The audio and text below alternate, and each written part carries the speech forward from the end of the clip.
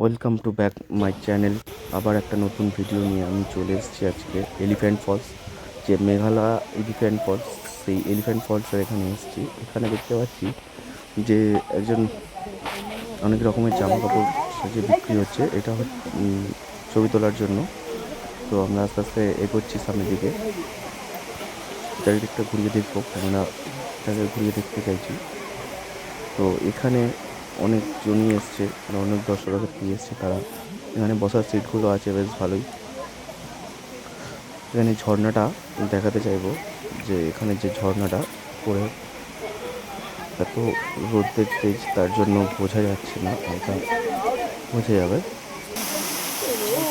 তো দেখাতে চাইবো, রোদের তেজটা এতটাই যে বোঝা যাচ্ছে না।